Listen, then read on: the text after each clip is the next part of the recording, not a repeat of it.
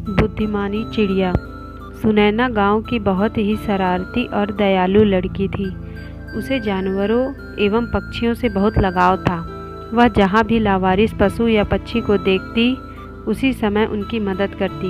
एक दिन सुनैना ने एक घायल चिड़िया देखी तो वह चिड़िया को लेकर घर आ गई। चिड़िया ने सुनैना से कहा, प्यारी सुनैना, मेरा नाम मंगू है। मैं बूढ़ी हो गई हूँ, इसलिए मेरे मालिक ने मुझे घर के पिंजरे से बाहर निकाल दिया और मेरी जगह दूसरी चिड़िया को पाल लिया। तुमने मुझे घर में जगह देकर मेरी बहुत मदद की। मैं आपका दिल से धन्यवाद करती हूँ। सुनैना बोली, मंगू तुम डरो नहीं, आराम से रहो। देखो यहाँ तुम्हारे जैसे कई पक्षी और जानवर हैं जो अब तुम्हारे मित्र बनेंगे। मंगू ने देखा चारों तरफ काफी घायल और बीमार जानवर आराम कर रहे थे और सुनैना सभी की सेवा कर रही थी। रमी कुत्ते का पैर किसी गाड़ी वाले की वजह से टूट गया था और वो जोर जोर से रो रहा था। भौ भौ, पैर बहुत दर्द कर रहा है। भला हो सुनैना का, नहीं तो मैं कमजोर कैसे कर पाता कोई काम। शायद मैं भूखा ही मर जाता। शीला गाय कई दिनों से भूखी थी और कराह रही थी। मैं भूखी थी, अगर दीदी हमारी मदद ना करती तो मैं भी शायद भूखी ही मर जाती। सुनैना सभी की सेवा कर रही थी। मंगू सुनैना की सेवा देखकर बहुत खुश हुआ। धीरे धीरे सभी जानवर वहाँ से ठीक होकर चले गए, पर रमी, चीकू और शीला ने हमेशा सुनैना के पास ही रहने का निर्णय ले लिया। मंगू रोज सुबह सुनैना को देश विदेश की नई नई बातें बताती। शीला सुनैना को ताज़ा दूध देती और रमी सुनैना की रक्षा करता। सुनैना को महसूस ही ना होता कि वो बिना माँ बाप के एक अनाथ लड़की है। सब कुछ अच्छा चल रहा था कि अचानक एक दिन गांव में भयंकर आग लग गई। सारा गांव जल गया। फिर वहां बाढ़ आ गई और पानी के साथ बहकर कई भयंकर जलजीव भी आ गए।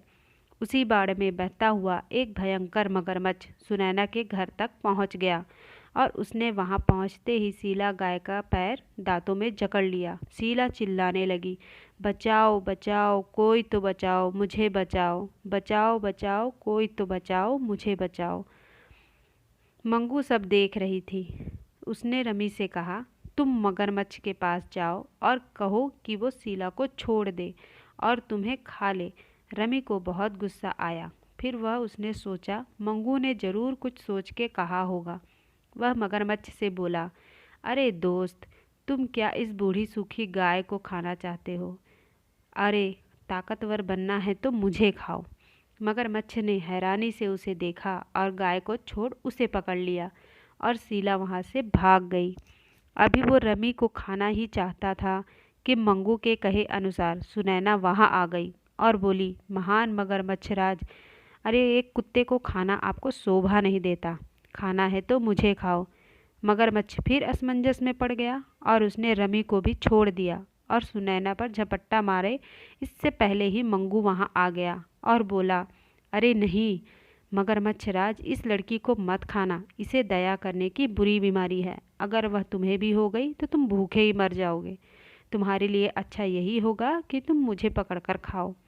मगरमच्छ सुनैना की बीमारी का सुन बहुत डर गया। फिर दुविधा में पड़ गया। उसे छोड़कर मंगू की तरफ बढ़ा। मंगू उसे बोला, आओ तुम्हें साफ सुथरी जगह ले चलती हूँ, वहाँ राजा की तरह मुझे खाना, वही तुम्हें शोभा देता है। और अपने पीछे आने को कह उड़ती उड़ती उसे वापस उसके घर बड़ी नदी में छोड़ आई।